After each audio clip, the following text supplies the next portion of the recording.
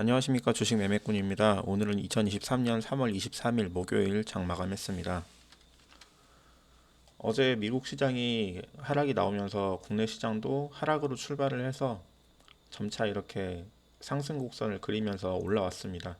코스피와 코스닥 마찬가지였는데 코스닥은 2시 50분 정도 그때부터 갑자기 에코프로 그룹주와 그리고 이제 리튬 관련주들 이런 그동안 급등했던 종목들이 한꺼번에 급락이 나오면서 지수가 이제 하락으로 돌아서는 그런 움직임을 보였습니다. 굉장히 거래가 많이 실리면서 하락이 나왔고 그것 때문인지 오늘 거래 대금은 양시장 합쳐서 27조 원 크게 나왔습니다. 오늘 상한가 간 종목은 태양 BK 한 종목이 상한가를 갔고 하한가는 카프로 그리고 셀리버리 이렇게 두 종목이 하한가를 갔습니다.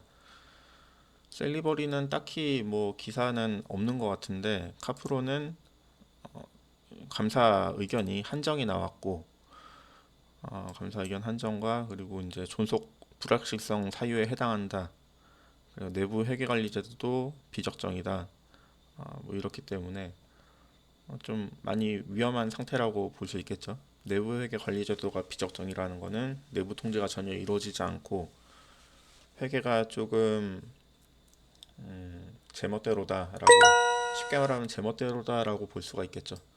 그렇기 때문에 좀 지금 투자하기는 비적 부적절한 그런 종목이라고 생각을 합니다.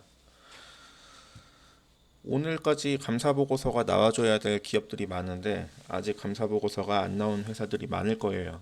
그래서 좀 불안감이 휩싸인 그런 장이 아니었나 싶습니다. 셀리버리도 아마 마찬가지 이유로 이렇게 급락하지 않았나 싶은데 장 후반에 이렇게 하락이 나오면서 결국은 마지막에 하한가로 동시호가의 하한가로 들어가서 마감을 했습니다.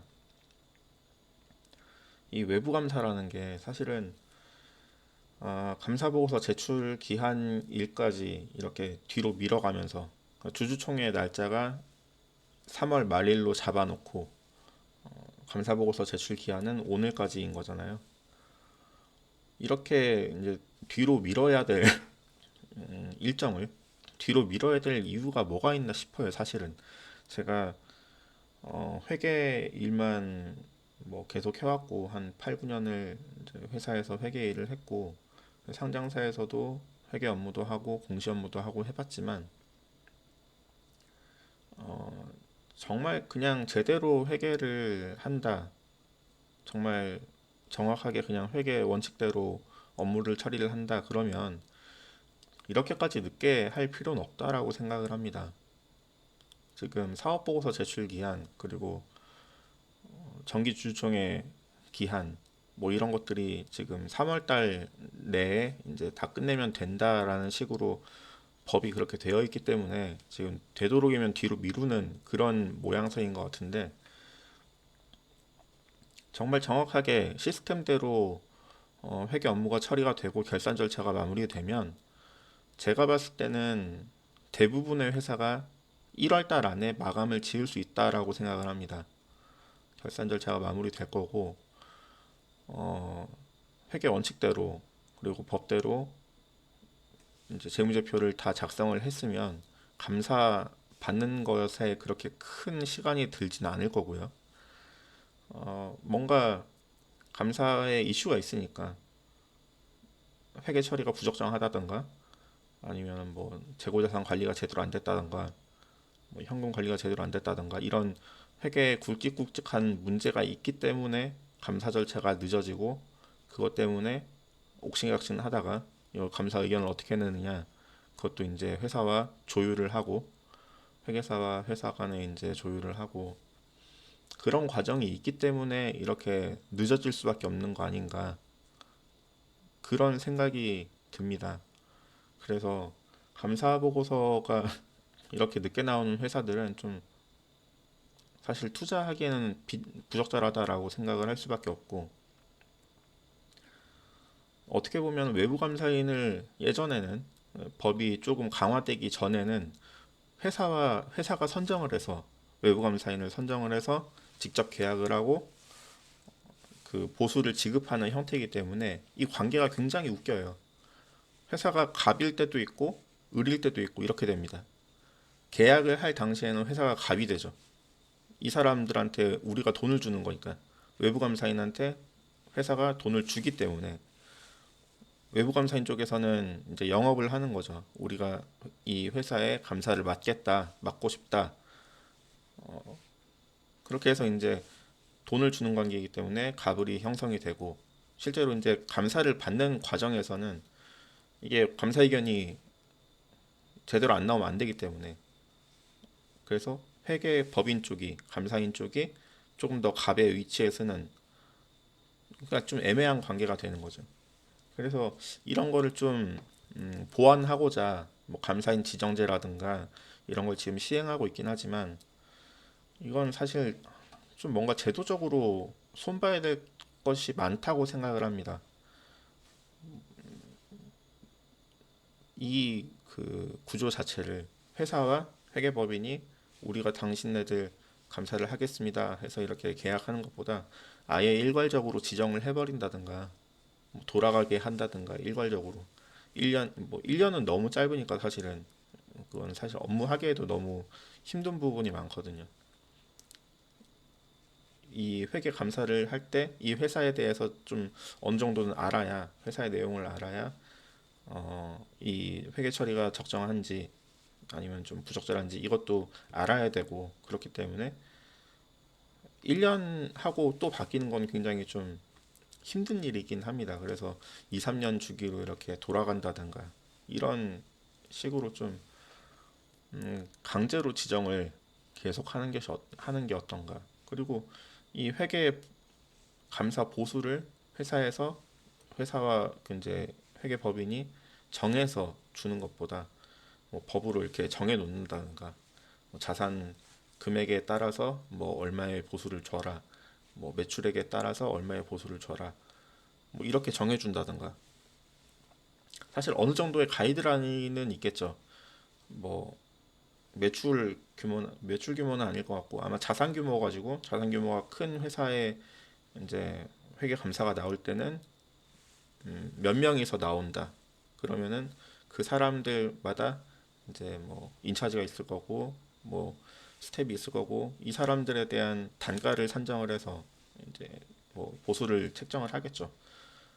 그런 걸 좀 더 딱 정해줘서 감사 보수는 여기서 여기 범위 내에서 해야 된다라든가 뭐 이런 식으로 좀 규칙을 정했으면 좋겠고 아무튼 좀 투명한 방향으로 갔으면 좋겠는데 우리나라의 회계는 너무 좀 후진적이지 않나 그런 생각이 듭니다. 제가 여러 회사를 다니면서 회계 업무를 봤던 사람으로서 제가 느끼는 바는 좀 너무 사실 비상장사 같은 경우는 개판인 경우가 많습니다.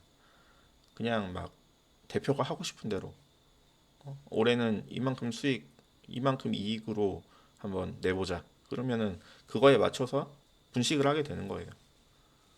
회사의 상황이 안 좋을 때 어쨌든 은행에서 차입을 해야 되는 경우가 있기 때문에 그 은행에다가 재무제표를 제출할 때 손실이 너무 많다. 그러면 은행 쪽에서도 대출을 해주기가 사실 쉽진 않으니까 그래서 분식을 하게 되고 또 그 분식이 또 다른 분식을 낳고 거짓말이 또 거짓말을 낳는 것처럼 이런 경우가 많기 때문에 좀 우리나라의 회계는 투명해질 필요가 있다.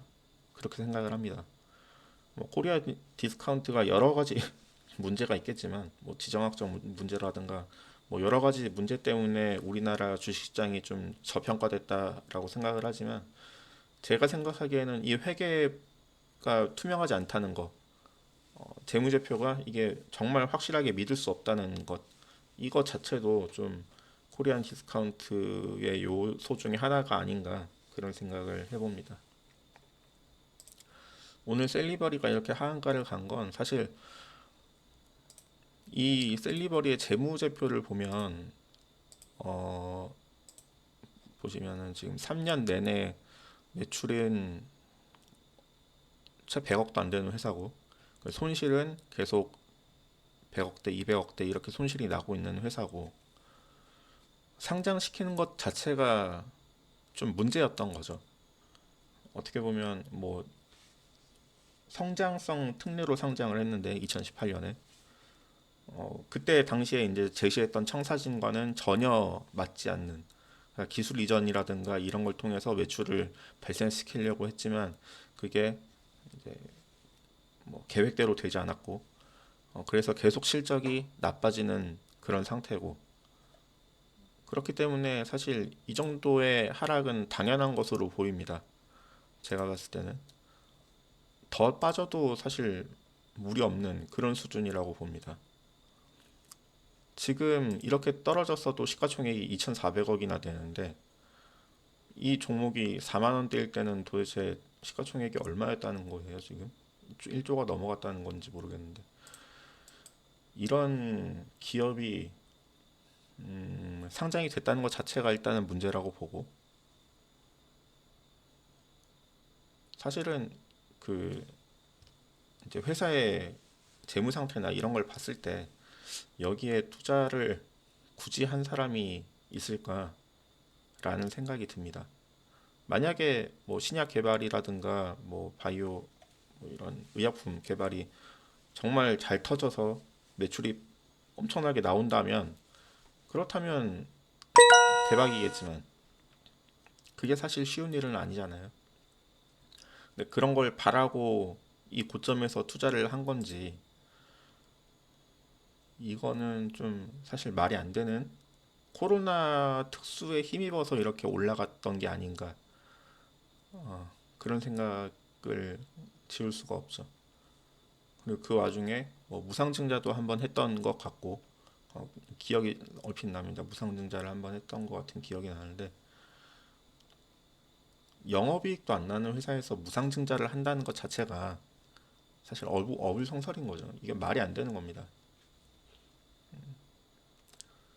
그렇다라고 봤을 때 셀리버리는 과감하게 포기해야 되는 단계가 아닌가 그런 생각을 해봅니다.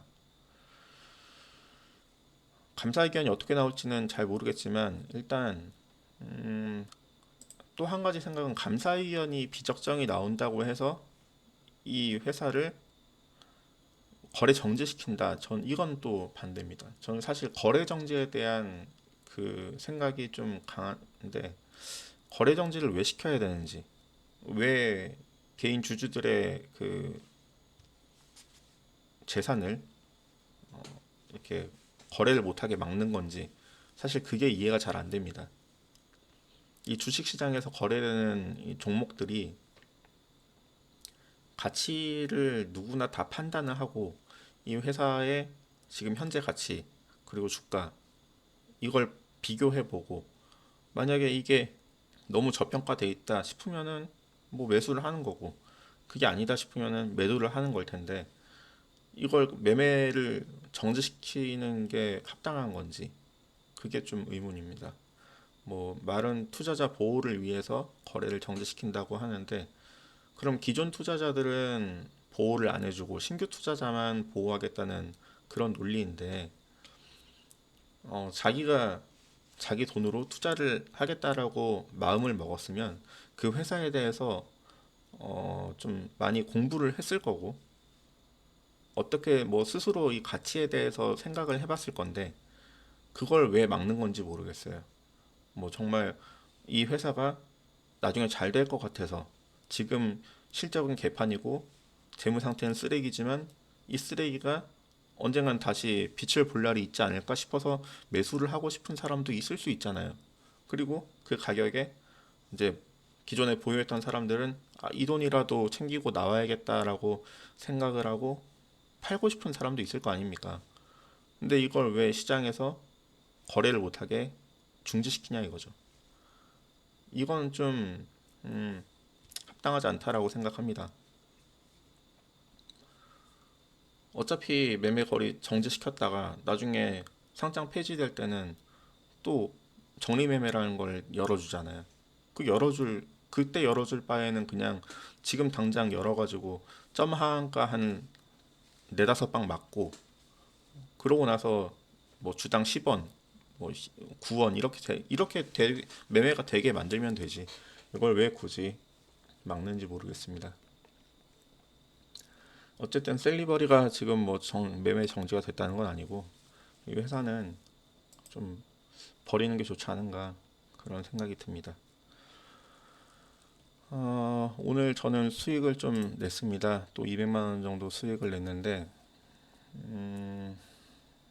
사실 오늘은 장 초반 중반까지 좀 힘들게 치고받고 하면서 수익이 안 나는 났다가도 다 이제 손실로 까먹고 뭐 그렇게 매매를 진행했었는데 장 막판에 이렇게 막 흔들림이 있을 때 아까 말씀드린 에코프로 이 종목들이 이렇게 급락 나왔다가 다시 반등이 줄 때 이때 매매를 좀 해서 200만 원 정도 수익을 챙겼습니다.